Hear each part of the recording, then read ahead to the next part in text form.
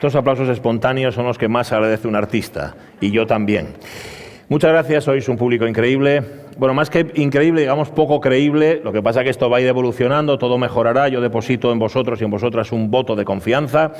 Bienvenidas, bienvenidos a esta edición del Club de la Ciencia que organizan, como bien sabéis, el Consejo Superior de Investigaciones Científicas y el Ayuntamiento de Oviedo, con la siempre oxigenante financiación de la FECIT, Fundación Española para la Ciencia y la Tecnología. Yo no sé si es la tercera, la cuarta, la quinta edición, no lo tengo muy claro, porque para mí el año 2020 es como el túnel del Negrón, pero sin fondo, no me entero bien. A mí antes me faltaba un verano, ahora me falta un año entero, pero da igual, da exactamente igual que sea la cuarta, la quinta o la sexta. Aquí me tenéis de nuevo como maestro de ceremonias, y no es que la organización esté contenta, sencillamente que es que hasta que no me salga bien, voy a seguir presentándolo, hasta que no me salga bien o hasta que cumpla 75 años, lo que suceda antes de las dos cosas. Lo que cambia, eso sí, no es el presentador con respecto a otras ediciones, sino los ponentes, que esto es lo más interesante, ponentes gente de ciencia, de lo mejor, con cierta inclinación de entre 60 y 70 grados al mundo del espectáculo. Sea como sea, necesitan su aplauso y ustedes se lo van a dar ahora.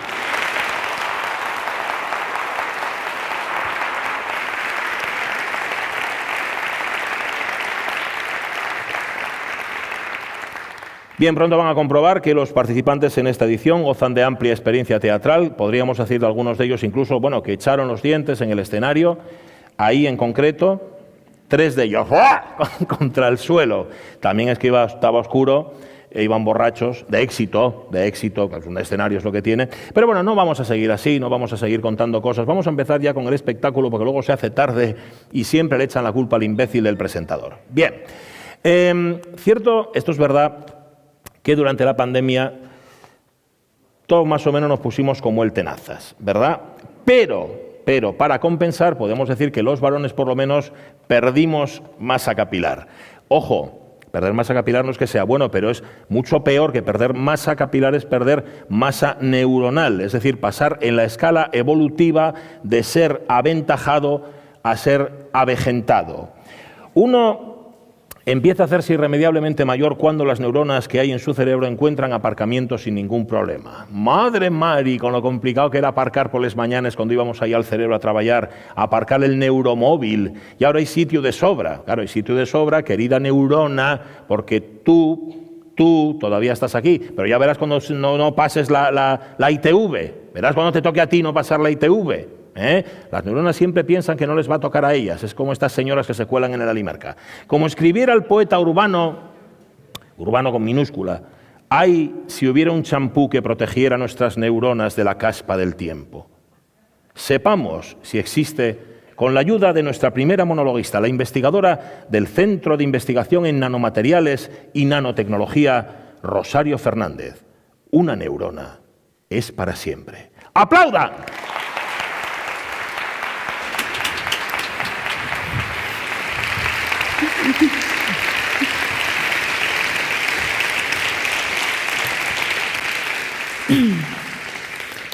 Bueno, yo quería compartir con vosotros una reflexión.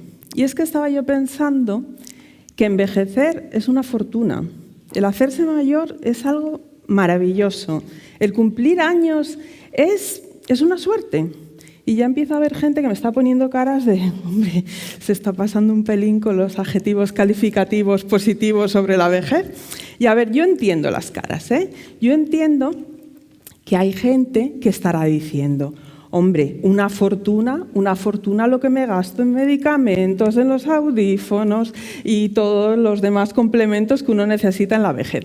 Y lleváis razón con eso. También habrá otros que estarán diciendo, bueno, pues yo, la verdad es que lo de maravilloso, lo de hacerse mayor no lo veo, ¿no? Porque hay una serie de enfermedades que son enfermedades asociadas a la vejez, al envejecimiento, que las podemos tener en cualquier momento de la vida, pero que según vamos cumpliendo años, pues es más probable que las suframos. Entonces, todo esto tenéis razón, pero veréis el punto al que yo iba. Lo explica muy bien este mapa. Este mapa lo hace la Organización Mundial de la Salud y es un mapa de lo que se llama la expectativa de vida al nacer. Entonces, por ejemplo, ellos cogen y dicen, año 2016, ¿cuál es la esperanza de vida de un niño que haya nacido en este país en este año? Entonces, como podéis ver, la cosa va de colores verdes, ¿no?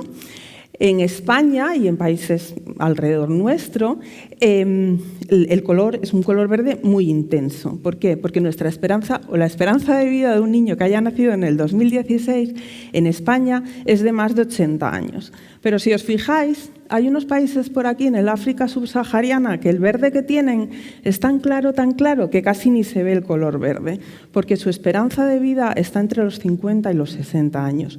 Entonces yo creo que entendéis lo que os decía, que es una suerte, que es una auténtica suerte envejecer. Pero también, yo creo que esto estamos todos convencidos, pero también tenemos todos muy claro que no es una cuestión de cumplir años y cumplir años, sino que también es una cuestión de vivir mejor. Y el mensaje que os traigo es que para eso hay que cuidarse mucho. Y en concreto hay que cuidar mucho el cerebro. El cerebro es un órgano muy sensible, es muy caprichoso. Ya sé que el de algunos es más caprichoso que el de otros, pero de eso no vamos a hablar ahora. ¿Y por qué es tan sensible el cerebro? Pues porque las células que son las que funcionan, el funcionamiento básico del cerebro se basa en las neuronas. Y estas neuronas tienen una característica y es que son células posmitóticas. ¿Esto qué quiere decir? Quiere decir que han perdido la capacidad de reproducirse, de dividirse, de generar otras nuevas. Entonces esto, así en números fácilmente, ¿qué quiere decir? Pues quiere decir que si uno nace con 10 neuronas y pierde 2, ¿le quedan cuántas? 8. Y ya está, y no hay más. ¿Qué pasó? Pues que llegaron unos científicos y descubrieron una cosa que se llama la neurogénesis adulta, ¿no? ¿Y qué es esto de la neurogénesis adulta?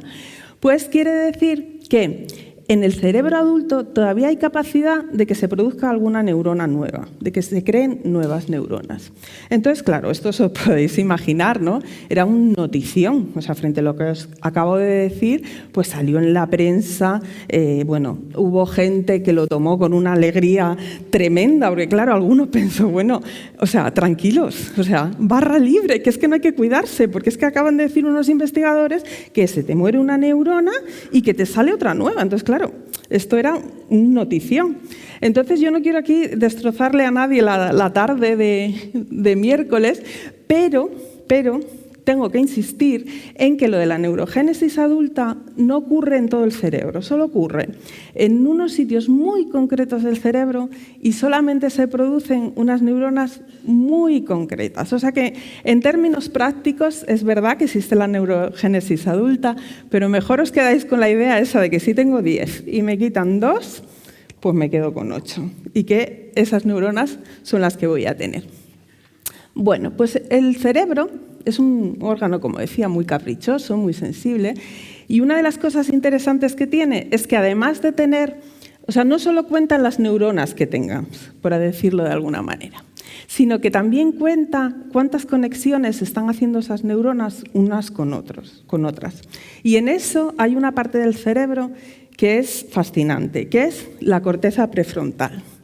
Entonces, o sea, hay gente que la llama el órgano de la civilización, ¿no? Impone ese nombre, el órgano de la civilización, porque esa parte del cerebro es con la que coordinamos, controlamos nuestro comportamiento. Entonces, claro, es una función como muy humana, ¿no? Nos hace muy humanos la corteza prefrontal. Pero la mejor manera de explicar esto, lo que hace la corteza prefrontal, es recurrir a la sabiduría popular, que siempre funciona muy bien. Bueno, entonces yo quiero que me digáis si conocéis este dicho, que dice que solo dicen la verdad los niños y los borrachos. Bueno, pues el por qué ocurre esto se explica con el funcionamiento de la corteza prefrontal. ¿Qué pasa con los niños? Los niños no tienen desarrollada su corteza prefrontal, entonces son pero malísimos, cuando tienen que pensar, tengo esta situación y si hago o digo esto, las consecuencias que va a tener van a ser esto. Son pésimos los niños y todos tendréis mogollón de ejemplos. Por ejemplo, la vecina que viene con unas galletas Se las da al niño, el niño que coge la galleta, la va comiendo y la vecina le pregunta, ¿qué te gustaron las galletas? Y el niño, que no tiene la corteza prefrontal desarrollada y que no sabe el impacto que van a tener sus palabras, pues suelta aquello de, pues no, la verdad es que no me gusta mucho. Un disgusto la vecina, un disgusto los padres, porque mira lo que ha dicho el niño, pues no sé. Entonces, esa falta de planificación de la consecuencia que va a tener esto que estoy diciendo o haciendo, es porque su corteza prefrontal no funciona correctamente, no está todavía desarrollada. ¿Y qué pasa con los borrachos? ¿Por qué los borrachos dicen la verdad? Pues porque su corteza prefrontal se desconecta con el alcohol. Imaginad que es una nevera, ¿vale? La nevera está enchufada, produce frío. Entonces, lo que se dice, pienso fríamente en algo, ¿no? Porque está conectada a la corteza prefrontal. ¿Qué pasa? Que se ingiere alcohol y la nevera, la corteza prefrontal, se desconecta. Y entonces pues ya no sabemos lo que decimos, lo que hacemos, y aquí ya no voy a poner ningún ejemplo, cada uno que tire de hemeroteca, de su vida, de alguno de alrededor, que seguro que todos tenéis muchísimos ejemplos al respecto. Entonces, cuando ya pasan los efectos del alcohol, la corteza prefrontal se vuelve a conectar y entonces ya vuelven a funcionar las cosas pues medianamente bien. Pero volvamos a la sabiduría popular.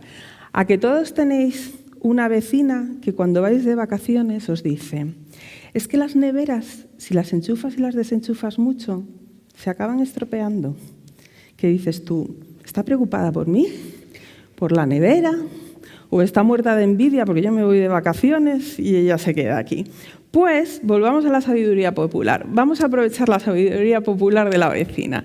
Y en la analogía yo creo que está muy clara, que si desenchufamos y enchufamos mucho la nevera, la corteza prefrontal, esta se puede acabar estropeando. Y esta zona del cerebro es fascinante. No hace muchos años, en el 2004, unos científicos, usando unas técnicas muy desarrolladas, descubrieron algo realmente fascinante. Por una parte, vieron que algo que ya se sabía, que os acabo de contar yo, que los niños, su corteza prefrontal está en desarrollo y, pues bueno, porque no funciona muy bien. Pero descubrieron que ese desarrollo de la corteza prefrontal, esa maduración, sigue pasando durante muchos años y que tiene un periodo supercrítico en la adolescencia. Esto más o menos lo sabemos, pero yo creo que es muy importante recalcarlo, que esa zona del cerebro que es tan importante, como os he dicho, para lo que somos como personas, está en desarrollo en esa época, en la adolescencia. Así que yo creo que tenemos que convencer a los muchachos de que lo del botellón no mola, no por cómo dejan ya el parque, que eso también, sino por la importancia que tiene en su cerebro, en el mantenimiento de su cerebro y en su futuro, en definitiva, el consumo de alcohol y de las demás cosas. Lo más fascinante de este estudio fue que estos investigadores descubrieron que el desarrollo de la corteza prefrontal seguía durante décadas y que incluso a los 20, a los 30 y a los 40 años seguía desarrollándose. Entonces, ¿qué pasó? Pues que, como siempre, hubo gente que lo cogió pues, con mucho júbilo, muy jubiloso. Hay gente que se alegra por todo, lo cual está muy bien, ¿no? Y entonces dijo, madre mía, me está diciendo que tengo 40 años y soy joven todavía, ¿no? O sea, a algunos le motivó, ¿no? ese resultado. Hay otros que se lo toman de otra manera y es en plan, ¿me estás diciendo que con 40 años yo todavía no soy una persona madura? Bueno, yo no voy a juzgar a nadie, cada uno que juzgue lo que corresponda, pero lo que sí os voy a decir es que lo que dice este resultado es que nuestro cerebro es muy vulnerable durante mucho más tiempo del que pensábamos y que, por tanto, nos tenemos que cuidar, tenemos que llevar una vida sana. También tenemos que cuidar nuestro entorno. Es muy importante también que cuidemos lo que nos rodea para poder mantenernos sanos. Y en definitiva, pues esta era la reflexión que quería hacer hoy con vosotros, que nada, que os cuidéis mucho y que recordéis que una neurona es para siempre. Muchas gracias.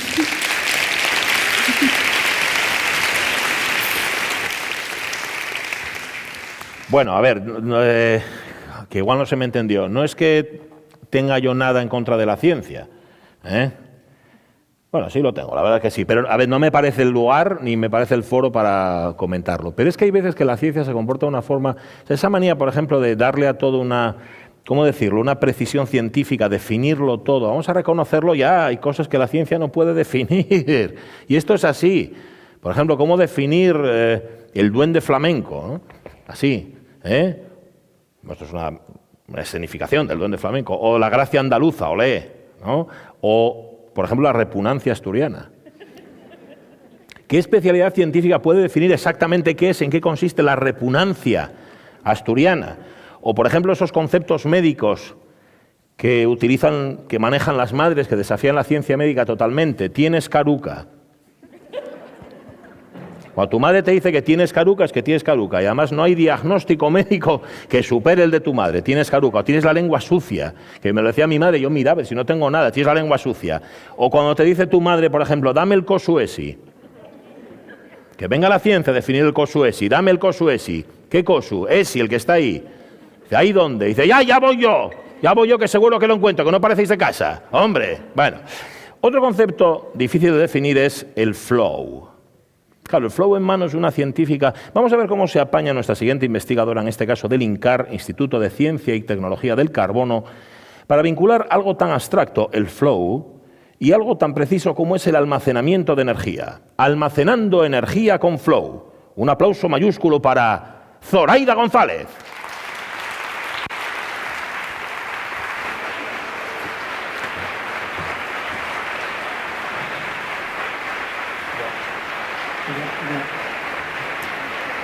Hola, buenas tardes a todos. Bueno, yo tengo que empezar este monólogo disculpándome con todos ustedes, porque esperan que les cuente una historia de ciencia con humor. Y yo vengo aquí a hablar de energía, y en concreto de energía eléctrica. Y estarán de acuerdo conmigo en que no está la situación para mucha broma. Las noticias que nos bombardean todos estos últimos meses son de todo menos graciosas.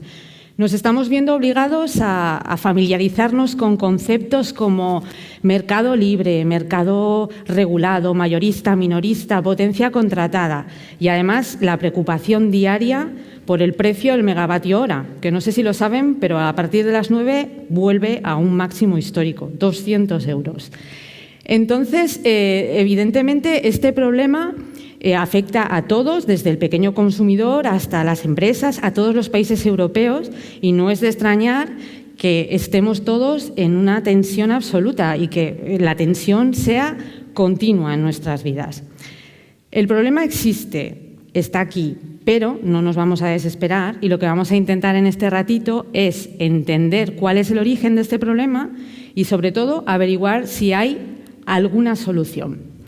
Este gesto que es tan cotidiano en nuestras vidas, pues ahora nos lo pensamos muy mucho. Que si hora punta, que si hora valle, que si hora llana. Entonces uno no sabe muy bien si tenemos que coger el metro, hacer escalada o poner la lavadora. Y además no sabemos en qué momento hay que hacer cada cosa. Entonces, vamos a intentar, pues eso, buscar una solución a ese problema que hemos visto que ya existe. ¿Cuál es el origen principal del problema relacionado con esto de la energía eléctrica? Pues el problema radica en la dependencia que nuestro sistema energético tiene de los combustibles fósiles. Tanto el carbón como el gas natural como el petróleo se están agotando y además son responsables de un porcentaje elevadísimo de las emisiones de CO2 a nivel global. Entonces, es más que evidente que si esto continúa así, las consecuencias medioambientales van a ser catastróficas. Es por eso que no nos tiene que extrañar que estamos obligados a transigir hacia un nuevo modelo energético, un modelo en el cual las energías renovables tienen que ser las protagonistas. ¿Por qué? Pues porque son inagotables, esa es una ventaja fundamental y además porque son amigables con el medio ambiente. Hasta aquí todo perfecto.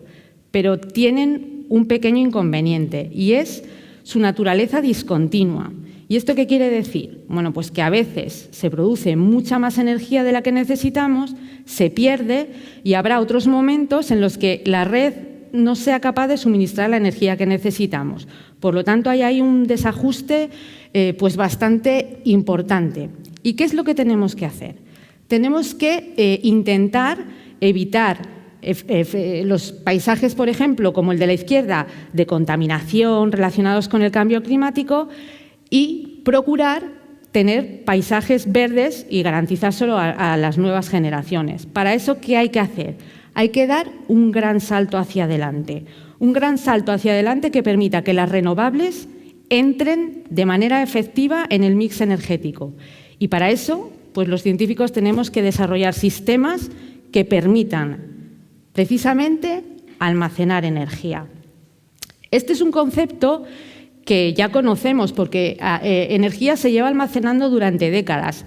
A todos nos sonarán pues, las centrales de bombeo hidroeléctrico o también los sistemas de aire comprimido.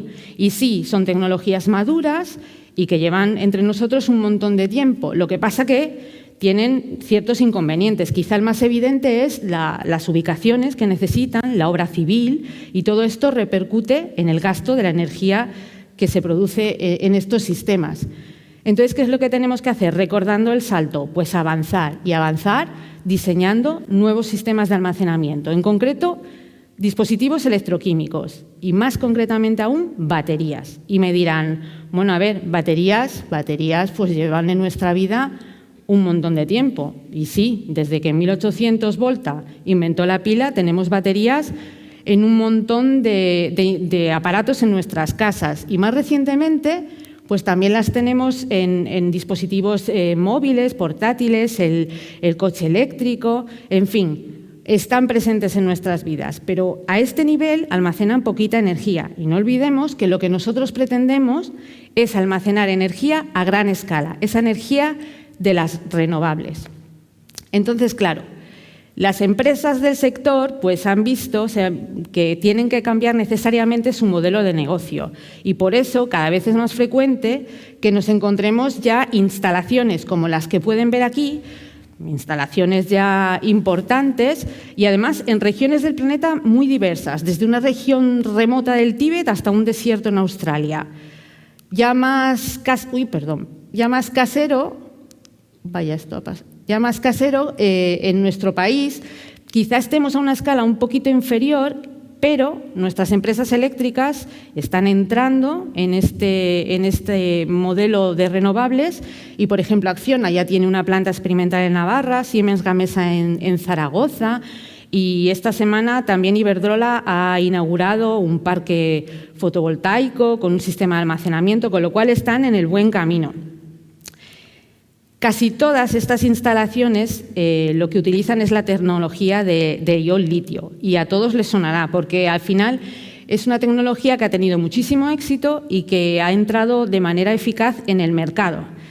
Pero también tiene sus problemillas porque a todos nos suenan noticias de incendios en vehículos eléctricos como el modelo S de Tesla o la que fue muy sonada, la de las explosiones de los móviles de Samsung.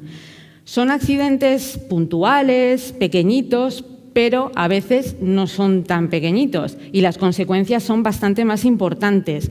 Por ejemplo, la destrucción de una fábrica que precisamente fabricaba este tipo de baterías o incendios que son muy difíciles de manejar por la tecnología que los provoca. ¿Y por qué pasa esto? Pues si han visto el vídeo, las baterías de ion litio tienen un funcionamiento, bastante sencillo. Al final lo que hay son unos iones de litio que viajan entre los compartimentos de la batería simulando un movimiento de mecedora. Entonces los iones entran y salen de los electrodos. Uno de esos electrodos tradicionalmente está hecho de materiales de carbono. Entonces, tantos ciclos de carga y descarga, tanto entrar y salir los iones, se deterioran, van perdiendo prestaciones y a veces derivan en este tipo de accidentes. Esto junto con la reactividad del litio, pues ya tenemos todo el problema montado. Pero bueno, no nos vamos a quedar con la imagen de explosiones y de incendios y demás y vamos a darle ahora a esto un poquito de flow. Y claro, aquí el concepto flow y almacenamiento de energía pues resulta a lo mejor un poco chocante, porque sí que es verdad que cuando uno busca en Google qué es flow o tener flow, pues hay una serie de resultados que te hablan de algo lógico, no de fluir, porque flow viene del inglés, de fluir. Fluyen las ondas, fluye el agua de un río. También ahora se está poniendo de moda en psicología y está relacionado con la salud mental, con el buen rollo, pero no me van a negar, y sobre todo el público joven de la sala me estará de acuerdo conmigo, en que hoy en día tener flow es esto, es tener buen rollo, ser guay y transmitirlo con la música. Pero bueno, no nos vamos a desviar del tema, que es darle flow al almacenamiento de energía. Y para ello les voy a hablar de las baterías de flujo redox, de las Redox Flow Battery. Se trata de una tecnología que no ha tenido tanto éxito como el litio. Y la verdad es que es difícil de entender porque tiene un montón de ventajas. La primera de ellas, y para mí la más importante, es que aquí los electrodos no sufren como pasaba con el litio, porque la energía se almacena en esos tanques que pueden ver en el exterior, con lo cual, pues una ventaja, no me voy a cargar los electrodos, además el coste va a ser menor y aumento la seguridad de la batería. Además, otra ventaja fundamental es que, dependiendo de la aplicación que le quiera dar, yo puedo modular la potencia y la energía de mi batería. Así que me puedo encontrar con baterías grandes a nivel industrial. Luego también tenemos diseños más pequeños para uso doméstico que están comercializando en Australia y luego diseños intermedios que está comercializando una empresa española en Valencia que puede, por ejemplo, usarse para conectar un edificio a la red. Entonces, como nosotros en el INCAR, pues esta tecnología nos gusta, llevamos más de 10 años trabajando en ella, pero quizá los esfuerzos se han redoblado los 3 últimos años, cuando ya nos liamos la manta a la cabeza y decidimos montar un grupo de grupos, a su vez, del CSIC, y nos planteamos un proyecto ambicioso, y era diseñar y fabricar una batería de este tipo enteramente española. Entonces, la verdad es que en el INCAR lo que aprovechamos fue nuestra experiencia en carbono y en electroquímica para actuar sobre los electrodos, que es un elemento importante también. Y ya estamos pasando de una escala laboratorio a una escala semi-industrial. Hemos diseñado y fabricado un horno microondas así grande que nos permite fabricar el número de electrodos y en el tamaño necesario para nuestro primer juguete, que es esta batería que ven aquí, una batería de flujo redox de vanadio de 1 kilovatio, que sí, es una batería pequeñita todavía, pero lo mejor de este proyecto ha sido el flow que le ha dado los diferentes integrantes del grupo, la cantidad de conocimiento que hemos adquirido, y ha sido tal el resultado tan satisfactorio que nos hemos atrevido a ir un paso mucho mayor, que es diseñar y fabricar una batería de 50 kilovatios para finales del año que viene. Es muy ambicioso, pero promete, la cosa promete. Y para terminar, quisiera volver a la imagen del comienzo y decirles que nos hemos atrevido a dar un salto y que todos debemos atrevernos a dar estos saltos para intentar resolver los problemas reales de nuestra sociedad, porque la ciencia siempre va a estar allí para ayudarnos a llegar al otro lado con éxito. Muchas gracias.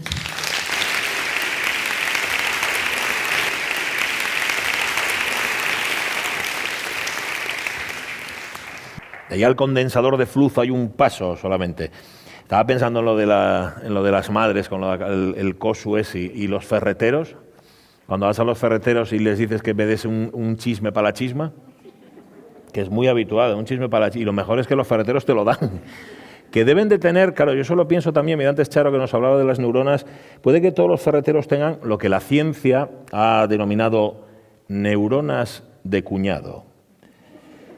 Según un artículo de la revista Science, las neuronas de cuñado son más gordas que las neuronas normales, tipo los espárragos de Navarra, y muy similares a los huevos de 2 yemas. Por eso los cuñados, cuando a los demás le echamos neuronas, ellos solo necesitan echarle huevos. Bien. Claro, ¿quién necesita economistas? ¿Quién necesita epidemiólogos? ¿Quién necesita seleccionadores nacionales teniendo cuñados? Un reino de cuñados negacionistas sería a todos los problemas, un reino en el que para entrar solo te exijan eso, tener el título de cuñado. O si te llamas Tony Cantó, ni siquiera eso. tengamos, no os reáis, tengamos cuidado, cuidado con los cuñados y con sus neuronas de 2 yemas, porque como pasa con los virus, en algún momento los cuñados dejarán de ser objeto de estudio para dar un paso adelante y dominar el planeta, crear su propio reino, etcétera, etcétera. Ese día, los que no somos cuñados tendremos que entendernos con ellos. Quizá la naturaleza pueda enseñarnos algo. Escuchemos el siguiente monólogo, llegado directamente del Instituto de Productos Lácteos de Asturias y que promete ser la leche. Economía circular entre reinos. Con ustedes, Héctor Tamés.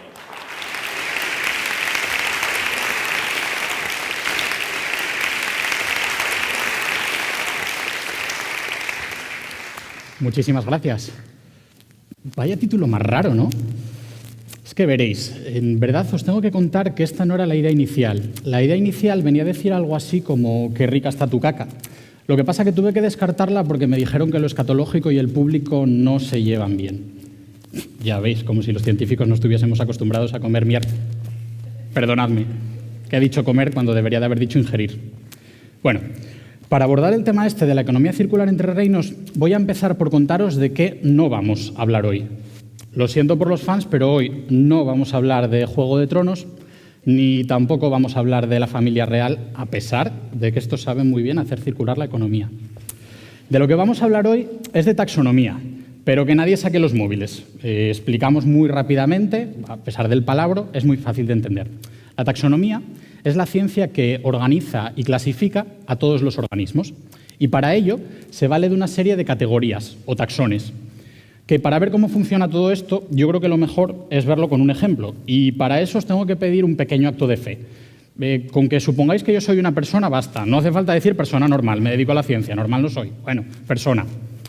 De ser así, diríamos que yo pertenezco a la especie Homo sapiens, del género Homo, de la familia Homínidos, del orden primates, que, bueno, vale, lo sé, para esto tampoco hace falta imaginar mucho, de la clase mamíferos, filocordados y, por último, reino animales, que es uno de los 6 reinos en el que se agrupan todos los seres vivos.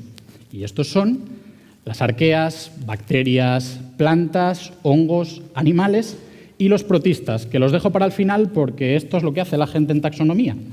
De hecho, este taxón, los protistas, se denomina, o reino, se denomina taxón cajón desastre. Básicamente porque si encontramos un ser vivo y no encaja en ninguno de los otros reinos, pues lo dejamos ahí y le llamamos protista. Vamos a ver un poco las relaciones que hay entre ellos y espero haber despertado vuestra curiosidad por estos protistas porque vamos a empezar por ellos. Los protistas los encontramos habitualmente formando parte del plancton marino y en determinadas circunstancias crecen de más, como por ejemplo un tipo de protista denominados dinoflagelados pueden dar lugar a las mareas rojas, que lo que provoca es que no podamos comer marisco durante una temporada. Pero no todos están para hacernos la puñeta. Hay protistas que realmente tienen interés en alimentación, como por ejemplo es el alga nori, que nos sonará porque se utiliza para formar el sushi.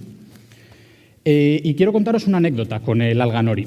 Y es que resulta que unos investigadores han encontrado que los japoneses, por la costumbre que tienen de consumir pescado crudo o poco cocinado, ingieren con él bacterias marinas, bacterias que tienen la capacidad de degradar las paredes del alga y así obtener energía. Pues estas bacterias llegan al intestino de esos japoneses, se encuentran con las bacterias que están allí propiamente y les transfieren los genes, dando como resultado que los japoneses, y no ninguna otra población, sean capaces de aprovechar todos los nutrientes del alga nori. O sea, toma ejemplo de adaptación, chúpate esa cucaracha. Vamos a pasar a los hongos. Los hongos están muy ampliamente explotados por las industrias farmacéutica o alimentaria, pero no son los únicos hongos de los que os quiero hablar hoy. Hay otros hongos fruto de la actividad humana que tienen relación con estos últimos. Me estoy refiriendo a los hongos nucleares o, en general, a la energía nuclear. Y es que en este ambiente tan inhóspito como puede ser la central nuclear de Chernóbil después del desastre, se han encontrado hongos viviendo allí.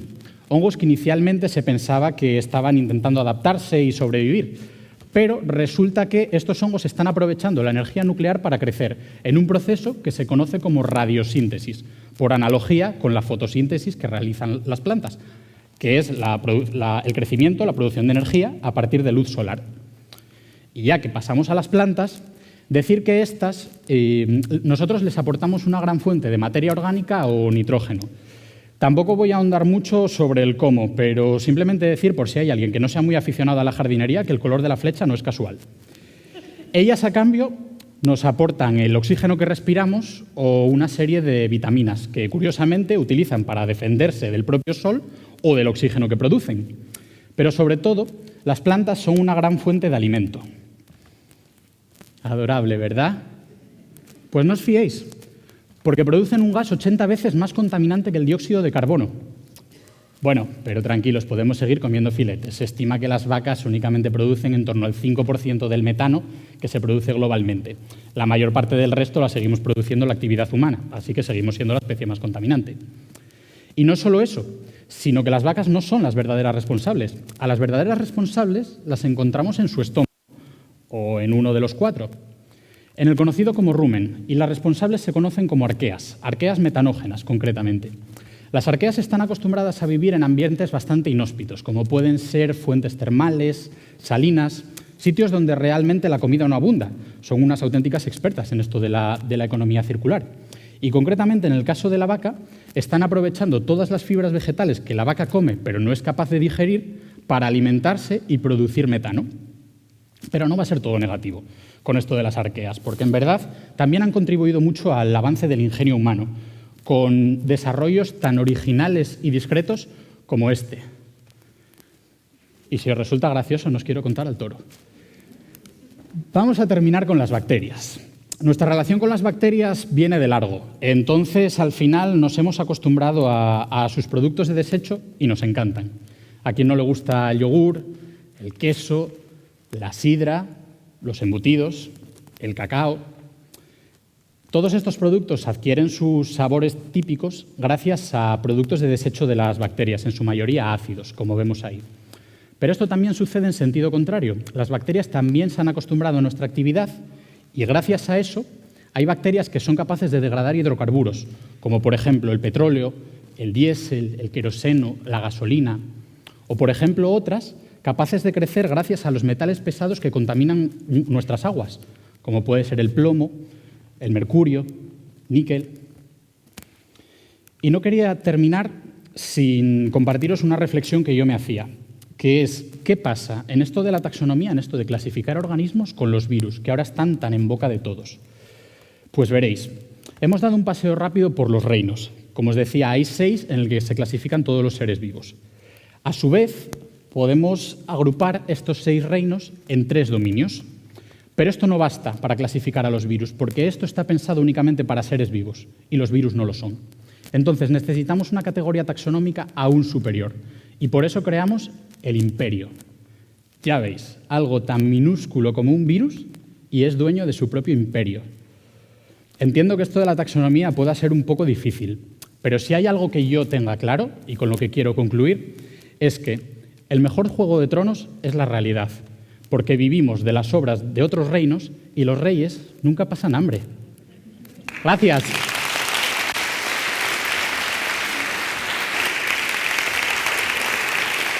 Virus y los cuñaos, que tampoco están en ningún reino de los normales.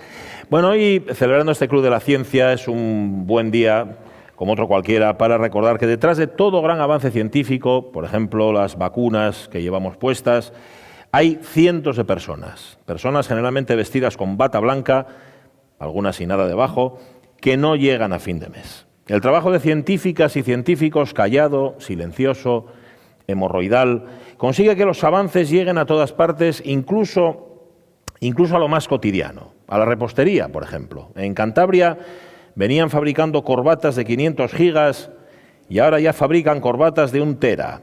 Yo las probé el otro día, están muy ricas. La ciencia también trabaja para alejar a la población mundial de la superstición. Un laboratorio ya ha sintetizado la sustancia para contrarrestar los efectos nocivos entre la población del cristianismo, la cristonita. Preguntado si la cristonita sería eficaz también con los efectos nocivos del Islam, los científicos respondieron que sí. Al fin y al cabo, islamismo. La ciencia...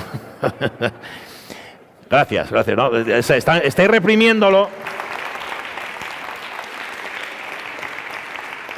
No es bueno reprimir un aplauso. Bueno, no es bueno reprimir nada, de nada. La ciencia está para dar respuesta a preguntas candentes. Si vemos un lugar público abarrotado de cacas de perro, ¿podemos deducir que se ha celebrado un festival de canes? ¿Un tanatorio inundado es un tanatatorio?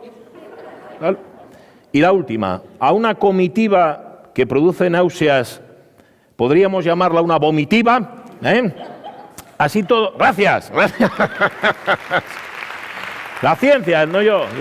Son preguntas que están. Así todo quedan muchos enigmas por desvelar a los que dan respuestas y yo les voy a pedir ahora que me acompañen. Bueno, a mí no, a nuestra siguiente monologuista que penetra en los enigmas del aulario de geología. Con ustedes, a punto de contar toda la verdad, la investigadora de la Universidad de Oviedo, María Ángeles Fernández.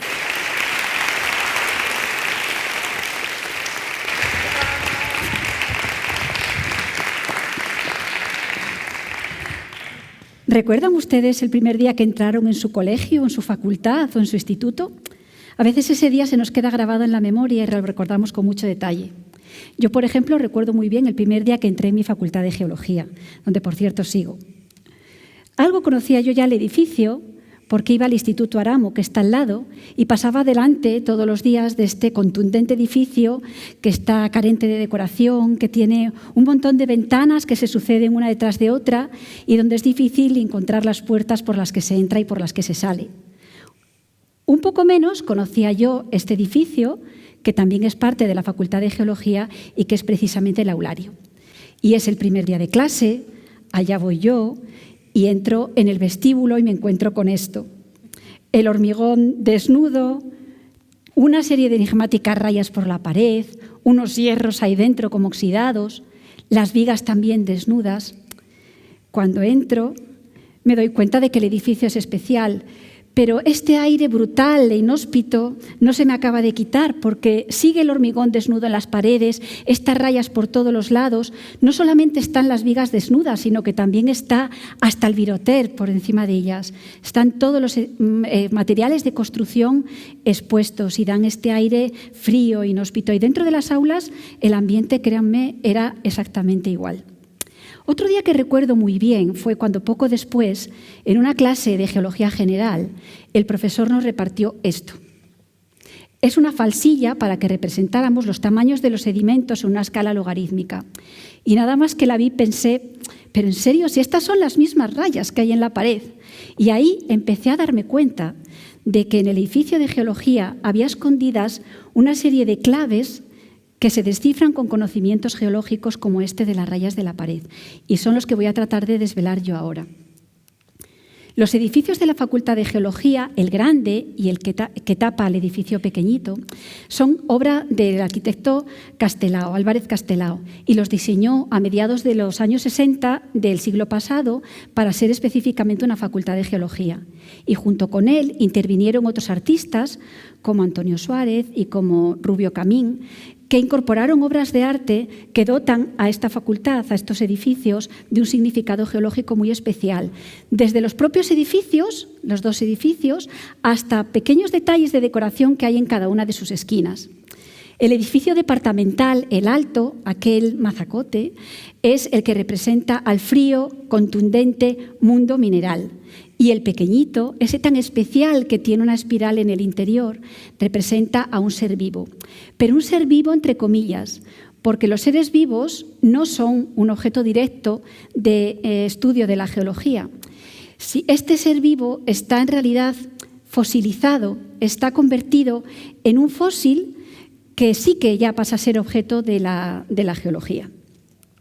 Cuando vemos desde arriba el aulario, y esto es lo que veo desde mi ventana, se ve pues, que efectivamente hay una estructura en espiral. Todos estos triángulos que son las aulas se van disponiendo en una espiral, pero no es una espiral curva, sino que es una espiral chata. Y al final el contorno es un contorno poligonal, exactamente igual que el que tiene el mundo mineral. Los dos edificios, el que representa al ser vivo ya fosilizado y al ser mineral, están íntimamente unidos, están en contactos muy próximos y ambos dos son objeto de la geología. Vayamos por partes, poco a poco. El edificio grande, el edificio departamental, tiene como única decoración una sucesión de ventanas y ventanas que se distribuyen periódica y simétricamente en todas las direcciones, junto con estas otras piezas aquí un poquito más pequeñas. A veces se combinan unas con otras en las distintas fachadas, pero siempre se disponen de forma simétrica y periódica.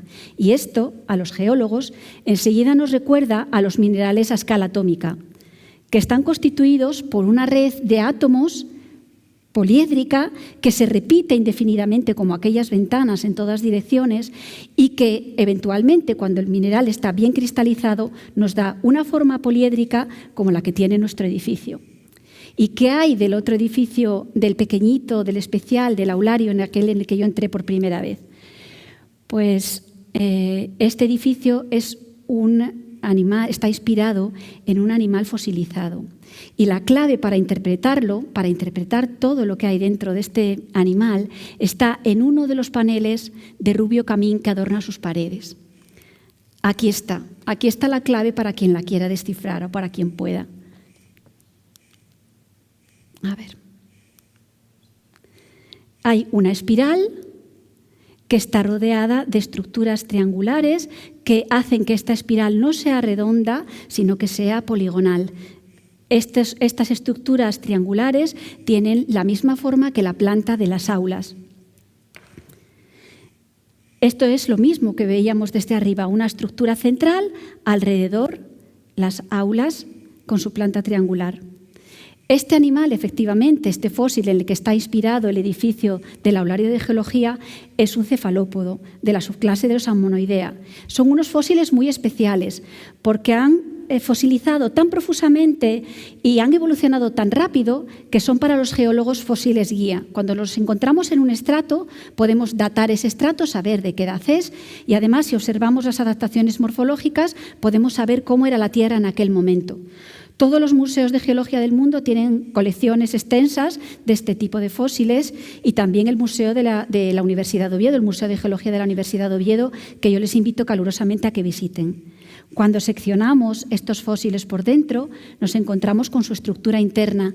Hay una parte central, que es el ombligo, que resulta ser la cámara embrionaria, donde se desarrolla el embrión de este animal. Y alrededor, dispuestos alrededor de la cámara embrionaria, hay una serie de cámaras, de tabiques, que son las cámaras de habitación que progresivamente abandona el animal cuando va creciendo para pasar a vivir en la última.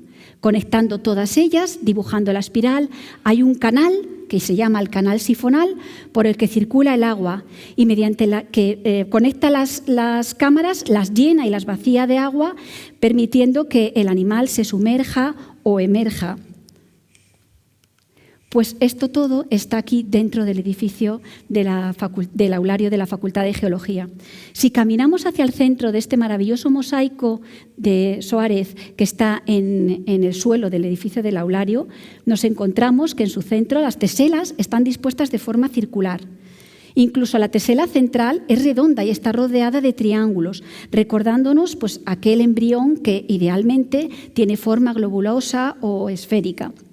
Y encima, justo de esta tesela, hay otra estructura redonda rodeada de sus correspondientes triángulos, de los que irradian las vigas desnudas por debajo del viroter, que representan a las partes del animal que estaban tabicadas, a las cámaras de habitación.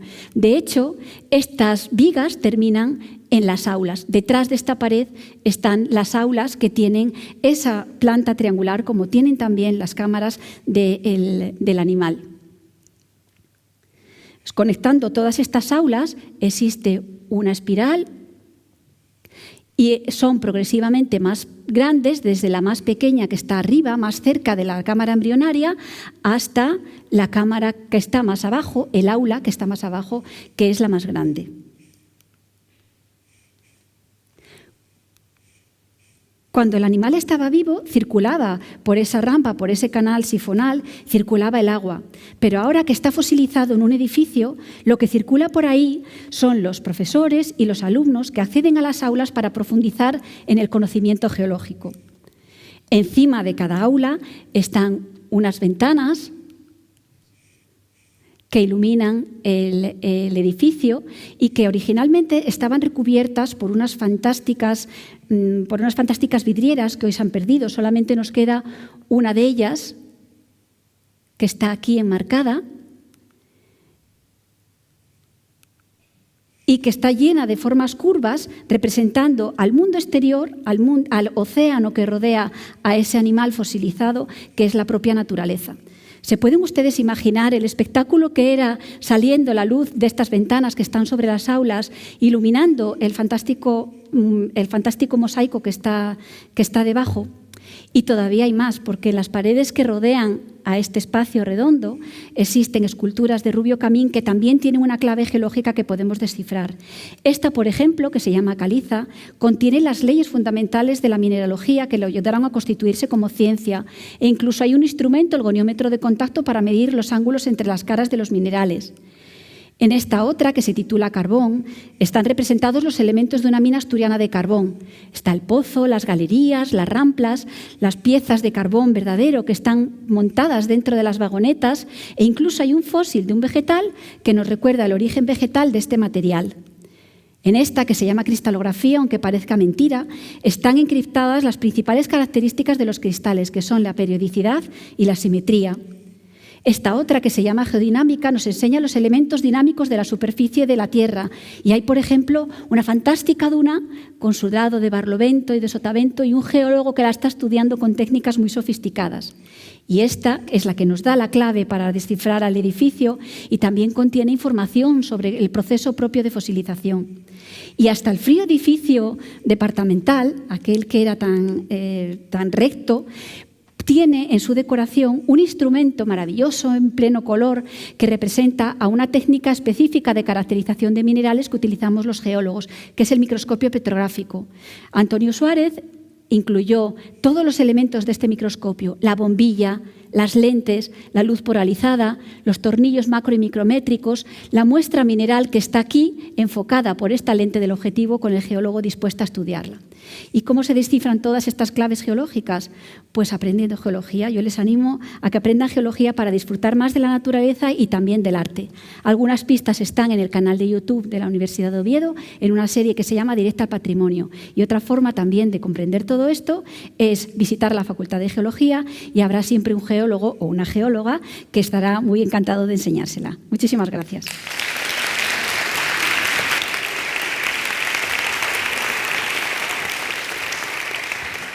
¿Lo estáis pasando bien? Pues no lo parece. ¿Lo estáis pasando bien? Vale, menos mal. Bueno, pues ya que lo estáis pasando tan bien y estamos a estas alturas ya, quedan 2 monólogos, yo creo que podemos abordar ya por fin, ya estamos maduros para ello, otra verdad incómoda. El tamaño de las cosas. A ver, el tamaño no es lo más importante. Es una frase que llevo repitiendo desde mi noche de bodas. Últimamente no tengo muchas ocasiones para decirla, también es cierto, pero voy a aprovechar este foro para repetirlo. No es lo más importante, pero parece que el sino de todas las cosas es crecer, es hacerse mayores. Nosotros, sin ir más lejos, fijaos lo poco que dura la niñez. En un momento pasamos de jugar con Supercoco a intentar no pillar el gonococo, pero así de rápido. La natalidad escasea, pero claro, ¿quién se atreve a dar a luz al precio que está el kilovatio hora? Y con la de horas que se tarda en dar a luz. Dar a luz no, pero poner a parir sí, a las eléctricas. Y no veáis además lo relajado que se queda uno después. Pero bueno, no nos vayamos del tema. Hablemos de cosas muy pequeñas. Uy, mucho más pequeñas, señora, de eso que está mucho más pequeño todavía. Más pequeñas que, voy a leerlo, 100 nanómetros. 1.000.000.000ª parte de un metro. O sea, sí, aproximadamente. ¿Puede crecer una nanopartícula? Puede crecer hasta convertirse en una partícula hecha y derecha. Y si esa partícula acumula demasiada masa en los glúteos, convertirse en una particulona. Presten atención a Ana Lores, investigadora de la Universidad de Oviedo, y su monólogo, Doctor Nanoparticle. ¡Un aplauso!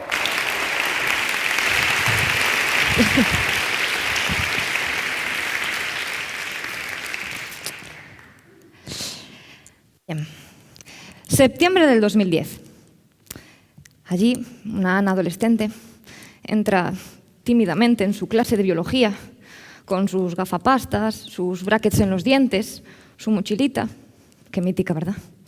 Y ahí estaba su profesor de biología, Sonia, sentada tan ricamente e informal encima de su mesa y nada, sosteniendo en sus brazos pues lo que sería la lectura obligatoria del trimestre.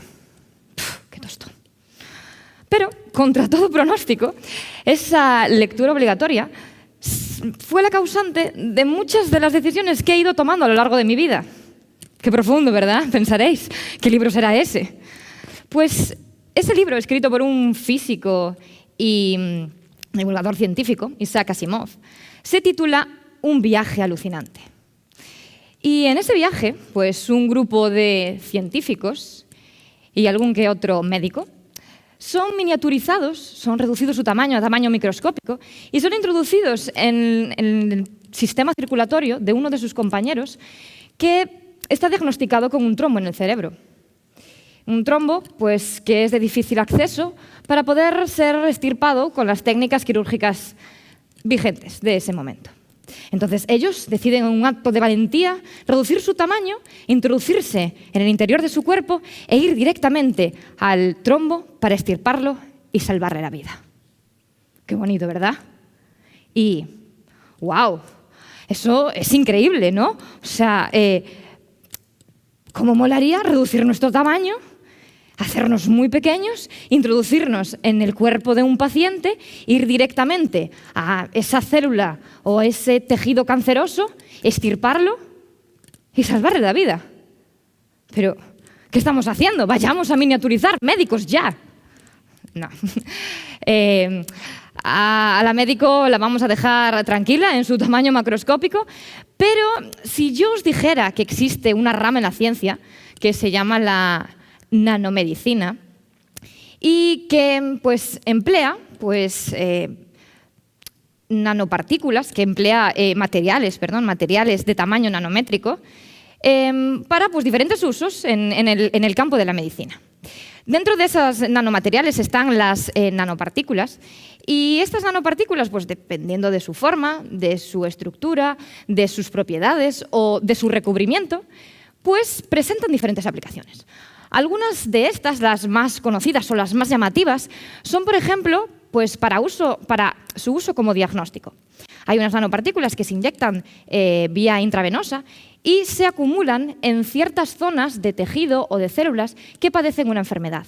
Así, al realizar pues, una imagen, un escáner, una resonancia magnética, esas nanopartículas permiten visualizar de manera más fácil y con mayor contraste esas zonas donde existe el daño de esa enfermedad. Otra de las aplicaciones más salientables de las nanopartículas pueden ser como agentes terapéuticos por sí mismos. En este caso existen las nanopartículas de hierro superparamagnético que se utilizan para el tratamiento de personas con anemia por falta de hierro. Pero, sin duda, la aplicación que más me fascina de las nanopartículas es su uso como vehículos de transporte de fármacos. En esta aplicación están las nanopartículas, nanovesículas, como los liposomas. Son nanovesículas sintéticas que encapsulan fármacos en su interior. Para que nos entendamos, estas nanovesículas son como si fueran, ¿cómo diría yo? Pues ambulancias minis que viajan por todo nuestro cuerpo y que llevan el fármaco a la zona, al órgano, a la célula o al tejido donde hace falta la liberación de ese fármaco. Increíble, ¿verdad? Pues estas nanovesículas tienen muchas ventajas con respecto a la administración o al suministro del fármaco de manera convencional, por vía oral. Por ejemplo, estas nanovesículas presentan una elevada biocompatibilidad y cero toxicidad, lo que favorece al atravesar las barreras biológicas de nuestro cuerpo. Así, las nanovesículas son capaces de viajar a través de nuestro sistema circulatorio hasta alcanzar el objetivo diana. Ahí, de manera controlada, liberan el fármaco. ¿Esto qué favorece? No solamente favorece a que este fármaco aumente su índice terapéutico, ya que su liberación está controlada y está justo en el lugar diana.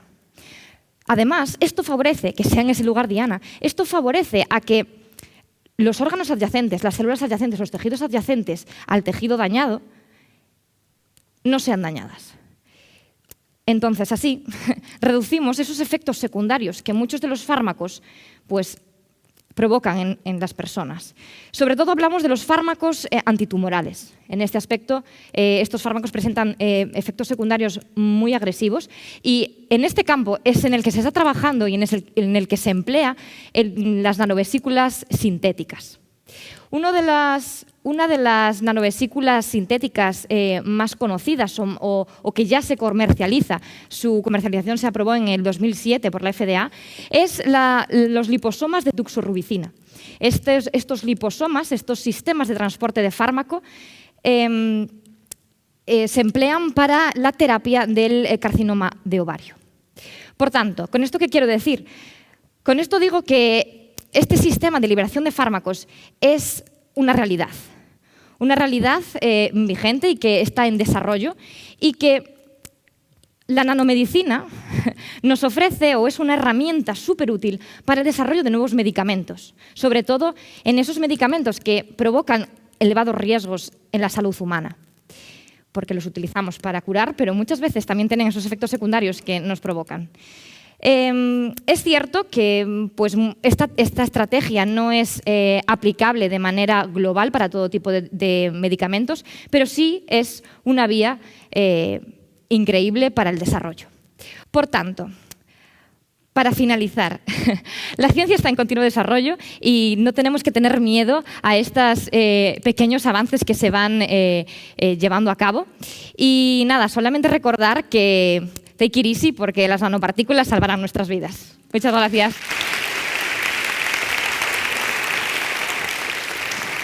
Bueno, aún nos queda un monólogo, no obstante hemos adquirido tal grado de confianza ya entre ustedes y yo que me gustaría poder decir para terminar lo agradecido que me siento porque mi padre y mi madre no hayan sido hermafroditas.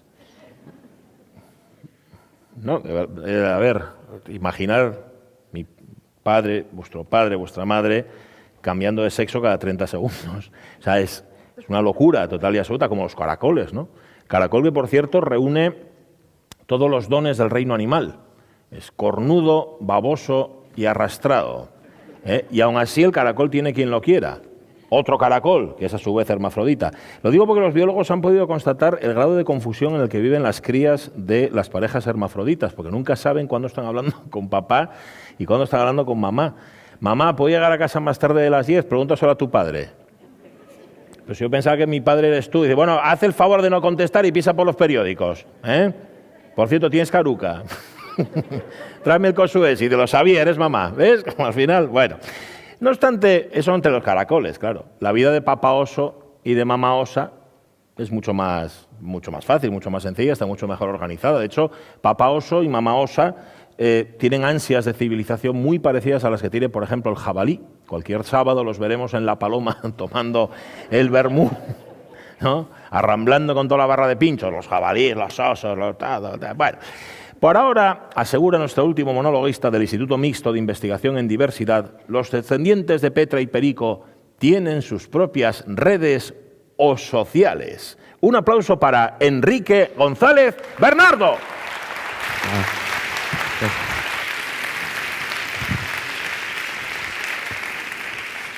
Muchas gracias por venir.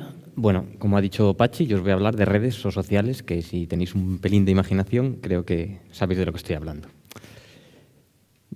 Todo el monólogo va a ir acerca de lo mismo, de la comunicación. Voy a intentar convenceros, no sé si lo conseguiré, de que las personas se comunican de manera eficaz, pero que los animales, y en concreto los osos, que creo que es una especie que todos aquí conocéis, también lo hacen. Bueno, los seres humanos tenemos una manera, una vía muy fácil y muy eficaz de comunicarnos, que es el lenguaje. Y es particularmente eficiente cuando estamos cara a cara. Los problemas surgen cuando estamos a distancia, cuando no estamos unos junto a los otros. A lo largo de la historia hemos diseñado distintos medios para comunicarnos, cartas, teléfono, pero más recientemente quizá el medio más usado son los teléfonos inteligentes, los smartphones. Estos nos permiten chatear, hablar, intercambiar contenido de todo tipo. Pero quizás lo más revolucionario relacionado con estos teléfonos inteligentes ha sido que ha permitido el desarrollo y la generalización del uso de las redes sociales. Creo que todos aquí manejamos al menos una de ellas, aunque sea WhatsApp. Pero bueno, como os dije antes, ¿qué pasa con los animales? Los animales ¿se comunican, no se comunican? Parece lógico pensar que todo individuo de una especie, en este caso un oso pardo, necesita comunicarse en algún momento de su vida con otros individuos de su misma especie. Es lo que se conoce como comunicación intraespecífica. Un oso con otro oso, un gorrión con otro gorrión, o nosotros cuando hablamos entre nosotros estamos realizando comunicación intraespecífica. Es distinto de la comunicación interespecífica, que es la que hago yo, por ejemplo, cuando llamo a mi perra, aunque no me haga mucho caso. Vale. Podemos caer en la tentación de pensar que los osos, pues oye, hacen una quedada en un bar y se toman una caña. Pero bueno, hasta donde yo sé, los osos todavía no pueden entrar en los bares. Hay alguno que permite entrar perros, pero todavía no osos. Y además hay una limitación bastante más fuerte para esto, que es que los osos carecen de lenguaje articulado. Entonces este plan de quedar en un bar o en una cervecería queda descartado. Además, los osos son un pelín especialitos en lo que a su espacio personal se refiere. Por lo tanto, los encuentros entre osos suelen acabar bastante mal. Normalmente pasan toda su vida en solitario, sin encontrarse con otros osos, cada uno a su bola. Si Pachi buscaba lo que era una definición para un repugnante, pues un oso pardo es un repugnante. Vale, entonces, ¿cómo pueden hacer animales que son asociales, valga la redundancia, para comunicarse, para socializar? Bueno, pues la primera pista de ello, la gente que vivía en zonas con osos, en zonas oseras, o los investigadores se dieron cuenta hace mucho tiempo que en estas zonas, en estos bosques, había algunos árboles que tenían unas características pues, determinadas. Eran en general árboles muy grandes, árboles muy conspicuos que llamaban la atención y además tenían bastante terreno alrededor, era muy fácil llegar a ellos y solían estar situados al borde de los caminos. Pero lo principal es que presentaban una sección de tronco con la corteza desgastada, incluso arrancada. Y si nos fijamos en estos árboles de cerca, vamos a ver pelos adheridos, pelos de oso, lógicamente. ¿Cómo encajan estos árboles con la corteza desgastada dentro de la comunicación? Bueno, pues si nos fijamos en la manera en la que están distribuidos, vemos que forman algo parecido a una red, ¿verdad? Bueno, además son árboles que son usados año tras año durante varias generaciones de osos pardos. Una red, bueno, pues durante por lo menos 3, 4 o 5 minutos y en un alarde de imaginación, esto es lo que yo, tratando de encontrar un título para el monólogo, pues bauticé como redes sociales. Pues son unas redes que obviamente están formadas por unos árboles repartidos por el bosque en las que interaccionan de alguna forma los osos. ¿Cómo lo hacen? Bueno, pues tradicionalmente se ha considerado, fijaos en el vídeo, que los osos tienen una comunicación basada en el olfato. Y aparte de con heces o con orina, como veis en el vídeo, pues utilizan su espalda, su cuello, su pecho para frotar contra los árboles y dejarlo impregnado de su olor corporal, de su olor individual. Además, se ha demostrado hace poco que tienen unas glándulas en los pies con las cuales dejan su olor de ciertas sustancias, caminando de esa forma tan extraña que veis alrededor de estos árboles. Bueno, pues tenemos unos árboles y tenemos unos osos que se frotan contra ellos para dejar su aroma y comunicarse entre ellos.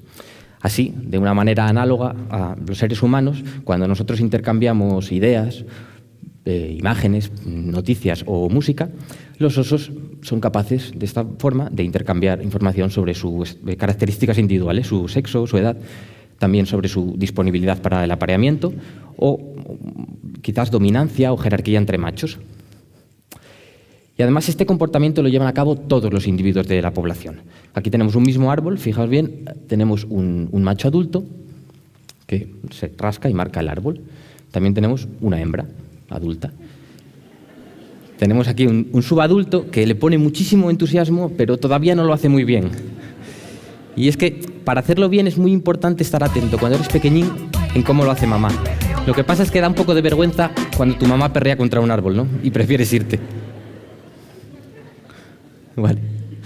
Bueno, pues tenemos una red de árboles en el bosque, en el territorio osero, donde los osos se frotan y se comunican. Pero esta comunicación está basada exclusivamente en olores, una comunicación olfativa. Pues bueno, la primera pista de que esto no es así lo encontramos en algunos árboles, en algunas épocas del año. aparecen unas marcas que consisten en secciones de corteza arrancada, frescas, y además se encuentran a una altura pues, un poco cómoda o imposible de llegar para que los osos se froten la espalda, por ejemplo, y dejen su olor. Entonces, bueno, pues son marcas que nos llaman bastante la atención. Esto sabemos que las hacen los osos porque los tenemos grabados. Como veis aquí tenemos 2 machos adultos rascándose, pero además retirando deliberadamente secciones de corteza de los árboles. Además, todo lo arriba que pueden, todo lo arriba que llegan. Esto va a tener una importancia que luego entenderéis. Entonces, si nos fijamos de manera un poco más detallada en estas marcas, pues vemos que tienen bastante contraste de color entre el color de la corteza y el color de la madera que asoma debajo. Por lo tanto, si los osos las realizan, tienen que tener alguna función para ellos. Es posible que, además de una comunicación olfativa, los osos, a través de estas marcas, lleven a cabo algún tipo de comunicación visual y que no sean animales con la mala vista que siempre hemos creído que son. Bueno, pues esto hay que demostrarlo. Si esta es nuestra teoría, aquí esta noche estamos hablando de ciencia, por lo tanto tenemos que diseñar un experimento para comprobar este comportamiento. Bueno, eso hicimos. También pensándolo mucho, llegamos a la conclusión de que si cogíamos algunos de estos árboles, en los que existen secciones de corteza retirada, marcas visuales, y los cubríamos con trozos de corteza del mismo árbol de manera que quedase bastante disimulado, bastante natural, si para los osos estas marcas visuales tuvieran algún sentido, algún tipo de comunicación visual en ellas, pues cuando llegaran al árbol, además de rascarse, de dejar su olor, las retirarían para volver a dejar visibles las marcas visuales que existían previamente. Para ello colocamos una cámara trampa, que para quien no lo sepa es una cámara con un sensor de movimiento. En cuanto un animal, en este caso un oso pardo, pasa por delante, pues la cámara capta un vídeo o una foto enfrente de los árboles donde habíamos colocado los trozos de corteza, tapando las marcas que existían previamente. Cuando el oso llegaba, se conseguía una foto o un vídeo, en este caso, del oso, y esperábamos, como así ocurrió, que los osos retiraran la corteza. Aquí vemos a 2 machos adultos quitando la corteza que habíamos colocado sobre las marcas y además con evidente mala uva. Les irrita bastante que coloques marcas, que tapes las marcas que han realizado previamente. Fijaos que son machos adultos. Bueno, es que este comportamiento, respecto al comportamiento de marcaje visual, tiene algunas peculiaridades. Es un comportamiento que llevan a cabo machos adultos. Creemos que esto puede estar relacionado con los conflictos o las trifulcas que tienen los machos entre sí, sobre todo en la época de apareamiento, por los derechos de apareamiento. Y podría ser una forma de evitar encuentros que para los osos muchas veces resultan peligrosos y violentos y peligrosos. Recordad que os dije que los osos marcaban todo lo alto que podían marcar, normalmente a la altura a la que llegan estirados. Si una marca está muy alta, es más o menos indicador del tamaño que tiene ese oso. Vosotros pensad que sois un oso pequeñito o un oso mediano que llega a un árbol de estos y ve una marca muy alta, de un oso muy grande, un oso muy fuerte y un oso muy dominante. Pues probablemente os deis el piro porque queréis evitar el conflicto.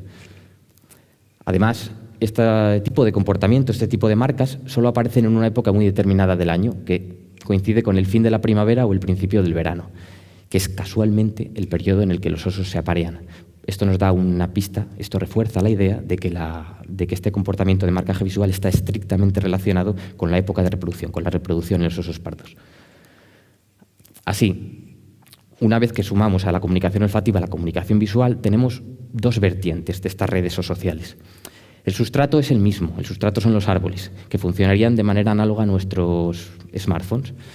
Pero mientras que la comunicación olfativa, llevada a cabo por todos los individuos de una población, tendría un uso similar a las redes sociales generalistas que todos usamos, esta comunicación visual que solo llevan a cabo algunos individuos en determinadas épocas del año sería el equivalente a otras redes sociales más enfocadas a adultos, quizás, ¿no? Así, con este tipo de redes, los osos seleccionarían un potencial reproductor adecuado y encontrarían una pareja y, al fin y al cabo, que es de lo que se trata esto, se aparearían y tendrían descendencia. Y volviendo al principio de la charla, volviendo a la comunicación, espero haberos convencido de que no solamente los seres humanos nos comunicamos eficazmente y hacemos uso de nuestras redes sociales, sino que los animales, y en concreto los osos pardos, se comunican eficazmente a través de sus propias redes sociales. Bueno, muchas gracias a todos por haber venido.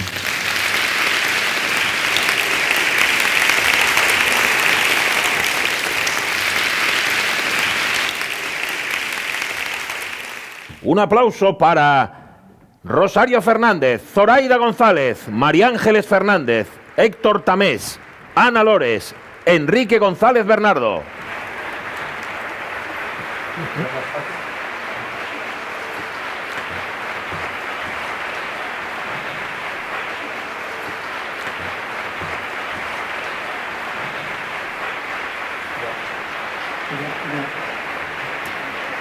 Muchas gracias y hasta una próxima edición del Club de la Ciencia.